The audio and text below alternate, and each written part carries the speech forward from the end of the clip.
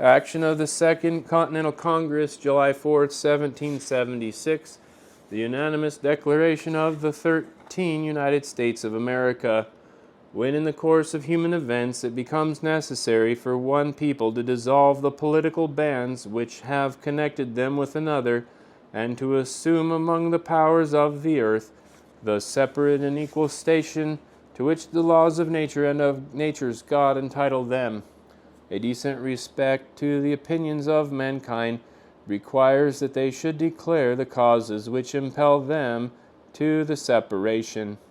We hold these truths to be self-evident, that all men are created equal, that they are endowed by their Creator with certain unalienable rights, that among these are life, liberty, and the pursuit of happiness, that to secure these rights governments are instituted among men, deriving their just powers from the consent of the governed, that whenever any form of government becomes destructive of these ends, it is the right of the people to alter or to abolish it, and to institute new government, laying its foundation on such principles, and organizing its powers in such form as to them shall seem most likely to effect their safety and happiness.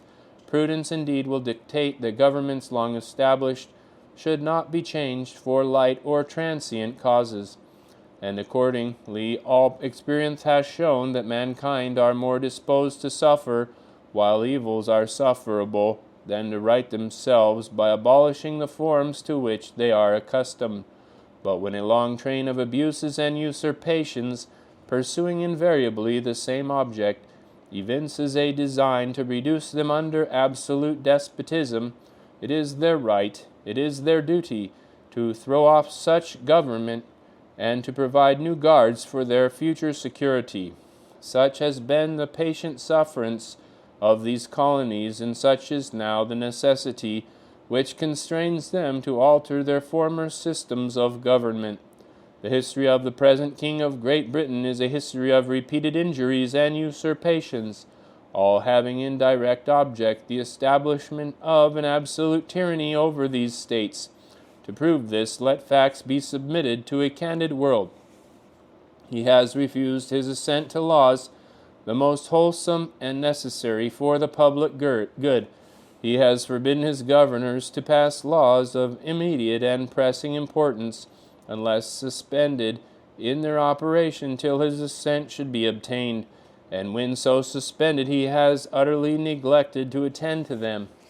He has refused to pass other laws for the accommodation of large districts of people, unless those people would relinquish the right of representation in the legislature, a right inestimable to them and formidable to tyrants only.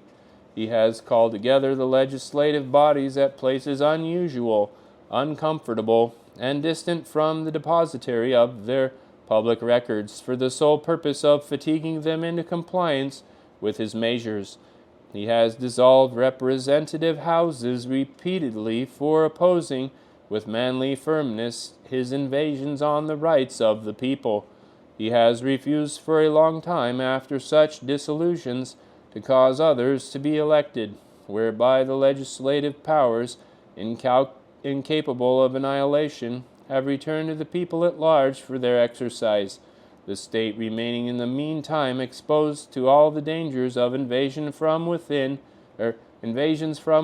and convulsions within. He has endeavored to prevent the population of these states for the purpose obstructing the laws for naturalization of foreigners, refusing to pass others to encourage their migrations hither, and raising the conditions of new appropriations of lands. He has obstructed the administration of justice by refusing his assent to laws for establishing judiciary powers. He has made judges dependent on his will alone for the tenure of their offices and the amount and payment of their salaries. He has erected a multitude of new offices and sent hither swarms of officers to harass our people and to eat out their substance. He has kept among us in times of peace standing armies without the consent of our legislatures. He has affected to render the military independent of and superior to the civil power.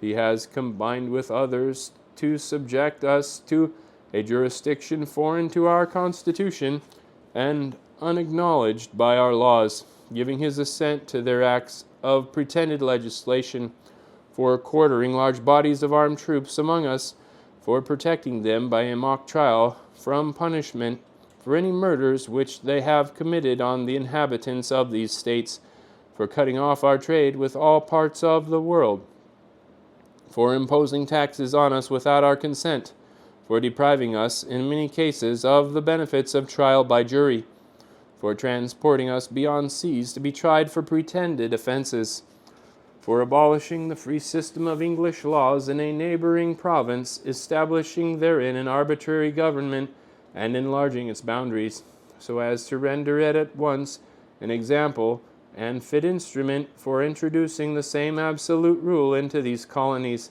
for taking away our charters, abolishing our most valuable laws, and altering fundamentally the forms of our governments, for suspending our own legislature, and declaring themselves invested with power to legislate for us in all cases whatsoever.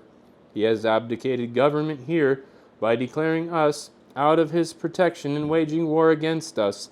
He has plundered our seas, ravaged our coasts, burnt our towns, and destroyed the lives of our people. He is at this time transporting large armies of foreign mercenaries to complete the works of death, desolation, and tyranny, already begun with circumstances of cruelty and perfidy, scarcely paralleled in the most barbarous ages, and totally unworthy the head of a civilized nation. He has constrained our fellow citizens, taken captive on the high seas, to bear arms against their country, to become the executioners of their friends and brethren, or to fall themselves by their hands.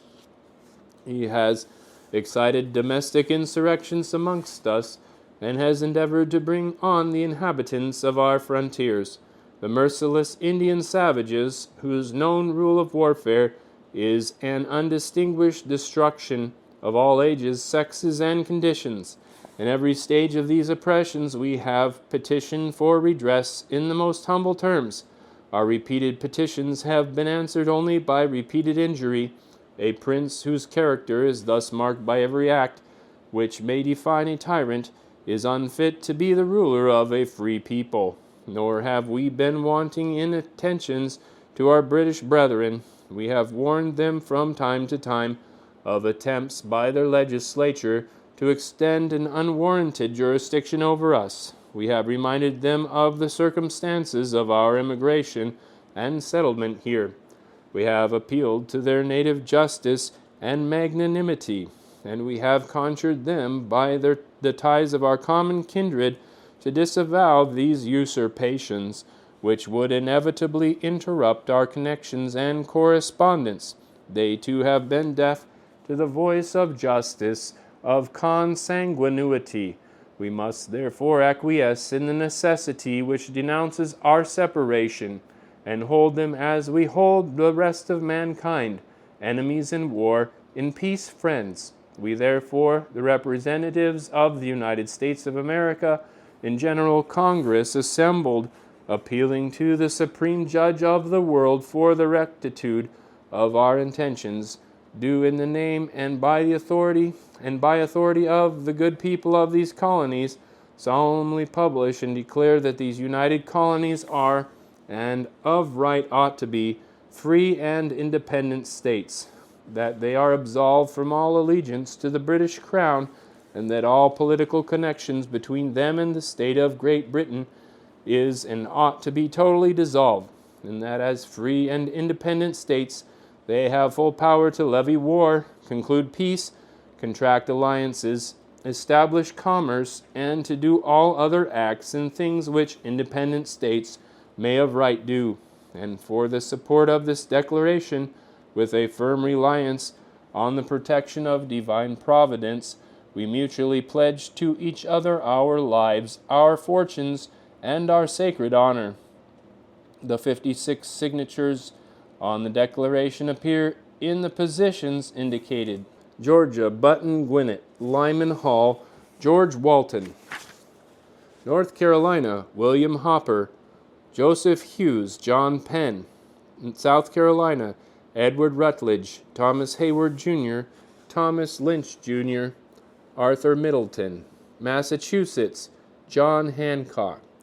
Maryland, Samuel Chase, William Paca, Thomas Stone, Charles Carroll of Carrolltown. Virginia, George Wythe, Richard Henry Lee, Thomas Jefferson, Benjamin Harrison, Thomas Nelson Jr., Francis Lightfoot Lee. Carter Braxton.